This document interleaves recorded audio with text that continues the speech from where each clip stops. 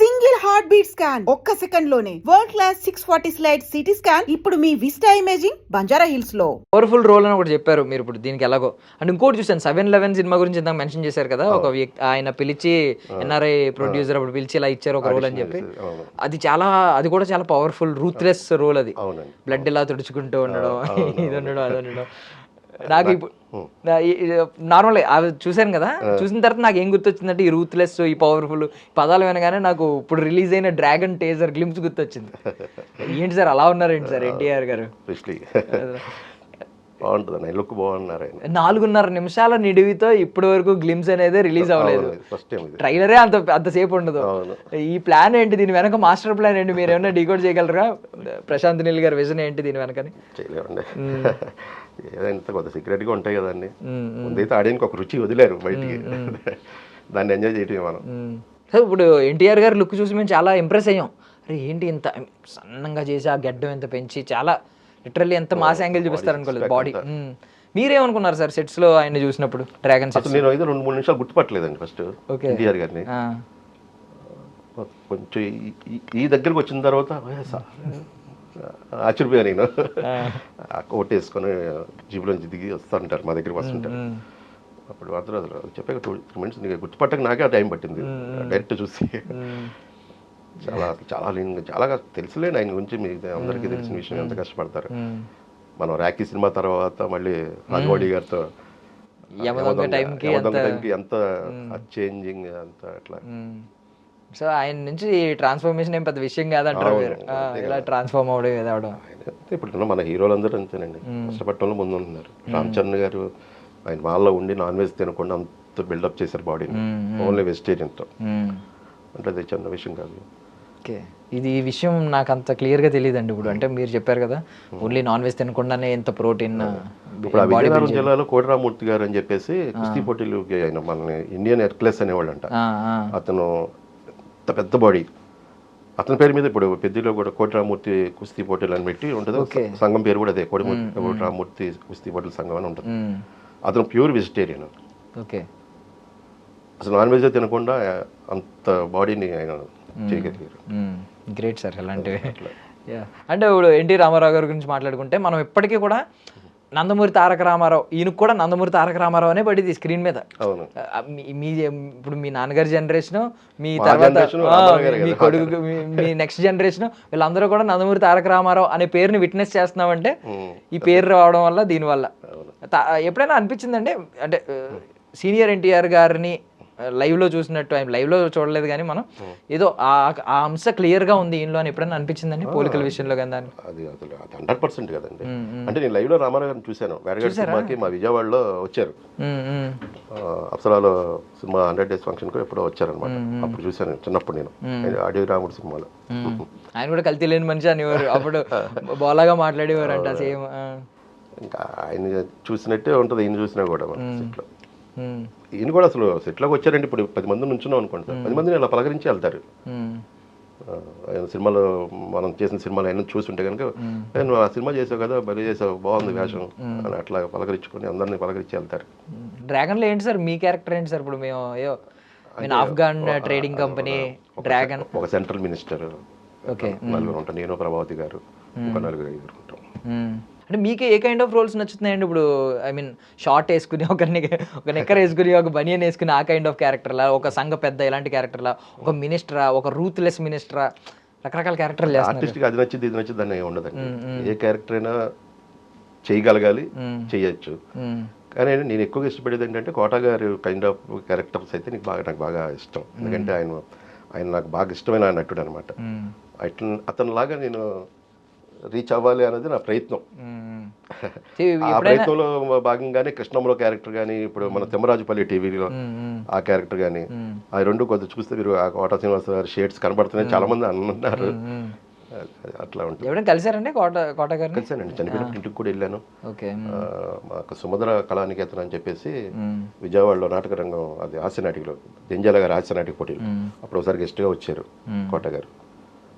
ఆయన వచ్చినప్పుడు కళ దండం కానీ పట్టుకొని, మీరంటే నాకు నువ్వు కళాకాడు, నేను కళాకాడు, నువ్వు నా మీద కాలు మీద పడితే ఇలా అన్నారు ఆయన. అసలు నేను చేసిన ఫస్ట్ సినిమా జంక్షన్ సినిమాలో కోటగారితో కాంబినేషన్. సో డ్రాగన్లో మినిస్టర్గా కనిపించబోతున్నారు.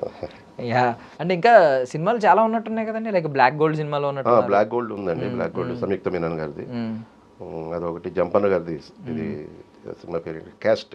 అందులో కూడా మినిస్టర్ అనుకుంటా కదా. అవును, అది నీకు తెలుసు. తెలిసిందండి, తెలిస్తే అలా ఎన్నే డబ్బింగ్ చెప్పా. అది ఒకటి ఉంది. ఇప్పుడు ఇరుముడి సార్ది 418 అని చెప్పేసి ఒకటి చేస్తానండి, ప్రశాంత్ నీల్ గారి ప్రజెన్స్, అది మైత్రి మూవీస్ వాళ్ళ దగ్గర కోడెట్గా చేసిన సార్ చేస్తున్నారు. అందులో ఒక మంచి క్యారెక్టర్ చేస్తున్నారు. అదొకటి మన ఈయన వడ్డే నవీన్ గారిది కంబ్యాక్ 10 years తర్వాత సార్తో వర్క్ చేస్తున్నాను. అంటే అనుకునేవాడిని ఆ జనరేషన్లో శ్రీకాంత్ గారితో అయిపోయింది చేశాను, వడ్డే నవీన్ గారితో చేయాలి, అది కూడా అయిపోయింది. సో వడ్డే నవీన్ గారు కూడా శ్రీకాంత్ గారి లాగా అసలు 10 ఏళ్ళు స్కిప్ కొట్టినట్టే, అదే ఏజ్ లాగా ఉన్నారు. అవును, అప్పుడు మామే అయిపోయి మళ్ళీ ఇప్పుడు వచ్చినట్టు ఉంది. ఆ ఏజ్ కనబట్టలేదు, ఏం కనబట్టలేదు, అలాగే ఉన్నారు మనిషి. నేను అదే ఫస్ట్ షాక్ అయ్యి ఆ సెట్లోకి వెళ్ళగానే చెప్పడం కానీ వడ్డే నవీన్ గారిని, ఏంటి అప్పుడు ఏదో నా చిన్నప్పుడు పెళ్లి సినిమా చూసినప్పుడు ఎలా ఉన్నారు అలాగే ఉన్నారు. చిన్నప్పుడు అంటే మరీ చిన్నప్పుడు కదండి, 17-18. ఈవెన్ ఇప్పటికీ చాలా మంది ఇప్పుడు 80s కిడ్స్ 90s కిడ్స్ ఇలా అందరూ అనుకుంటున్నారు అదేంటి ఏమైపోయారు వడ్డే నవీన్, ఎందుకు రావట్లేదని.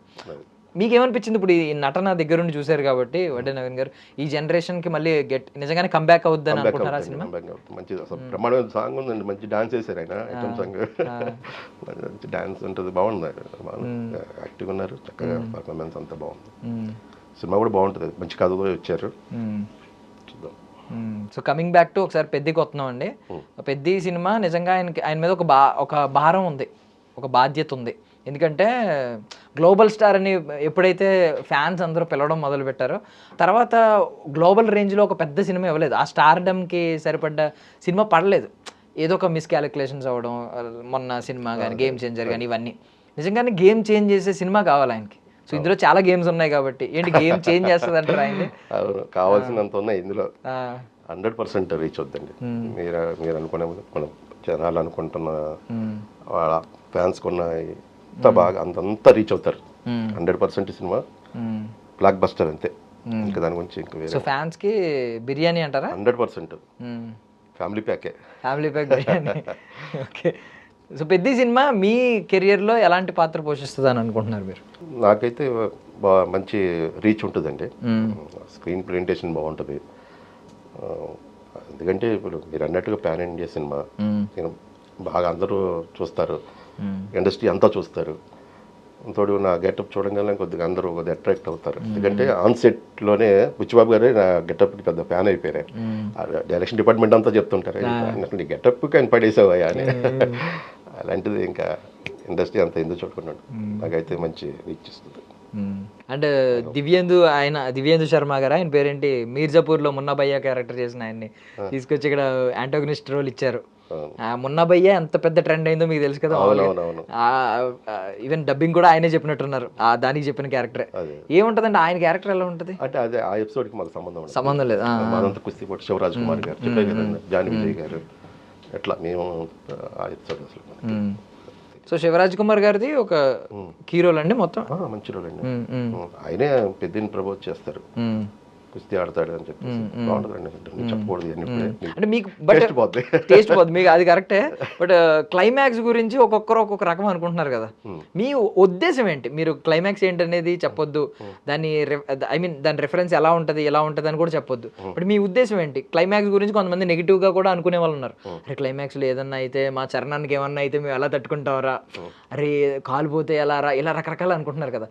మీరు క్లైమాక్స్ గురించి మీ ఉద్దేశం ఏంటి, ఏం చెప్తారు ఆడియన్స్? ఏ లేదు, వచ్చే ప్రతి ఆడియన్స్ బయటికి గుండె బరువెక్కిపోయి వస్తాడు, కళ్ళు ఇలా తుడుచుకొని బయటికి రావాల్సిందే. క్లైమాక్స్ అది ఎక్స్పెక్ట్ చేయలేం, ఆ క్లైమాక్స్ మేము ఊహించిన క్లైమాక్స్ అయితే కాదు, ఏం కాదు, మీరు అనుకున్నది ఏమి ఉండదు. ఓకే, సో ఇప్పుడు ఈ మెథడ్ యాక్టింగ్ అంటూ ఉంటారు కదా సార్, మీరు ఎంతవరకు బిలీవ్ చేస్తారండి? అంటే ఆ క్యారెక్టర్లోనే ఉంటారా? కెమెరా కట్ చెప్పినా కూడా మీకు ఏదైతే క్యారెక్టర్ ఇచ్చారో ఆ క్యారెక్టర్లోనే ఉండి బిహేవ్ చేస్తూ అలాగే ఉంటారా సెట్స్లో ఉన్నంతసేపు? సెట్స్లో కెమెరా ముందు ఉన్నంతసేపే ఉంటామండి, కట్ చెప్పిన తర్వాత ఆటోమేటిక్గా మళ్ళీ బయటకు వచ్చి మళ్ళీ కెమెరా వెళ్ళి యాక్షన్ అన్న తర్వాతే మళ్ళీ పరకాయ ప్రవేశం. అది ఈజీ అనండి స్విచ్ అవ్వడం, అప్పటికప్పుడు ఫట్మన్ స్విచ్ అవ్వడం ఈజీనా? ఈజీ అంటే దానికి అదే అంటే మా లాంటి వాళ్ళకి ఈజీ, ఎందుకంటే మేము స్టేజ్ కాబట్టి నెంబర్ ఆఫ్ రిహార్సల్ చేసి ఉంటాం కాబట్టి దాంట్లోకి వెళ్ళిపోతాం, బయటకు వస్తూ ఉంటాం. ఇప్పుడు కొత్తగా యాక్టింగ్ నేర్చుకునే వాళ్ళు అయితే మీరు చెప్పినట్టుగా ఆ మూడ్లోనే ఉండాలి, అలాగే బిహేవ్ చేయాలి.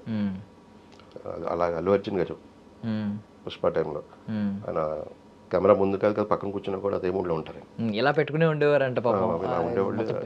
అదంతా అసలు ఆయన ఆ మూడే, ఆ లుక్ అలా చూడటం, అందులోనే ఉండేవాళ్ళు. అందుకని ఎవరిని డిస్టర్బ్ చేసేవాళ్ళు కాదు, దగ్గరికి వెళ్ళేవాళ్ళు కాదు ఎవరు. మిస్ అయిన హీరోలు ఎవరు సార్ మీరు యాక్ట్ చేయకుండా, ఐ మీన్ చెయ్యాలి అనుకున్నప్పుడు? చిరంజీవి గారు. ఆయన పేరు ఎంత గురించి చెప్తున్నారు మీరు. ఇంకా మిస్ అయిన వాళ్ళు ఎవరైనా ఉన్నారా ఇప్పుడు సూపర్ స్టార్స్ గా కన్సిడర్ అవుతున్నారు? ప్రభాస్ గారు, మహేష్ బాబు గారు, ప్రభాస్ గారు,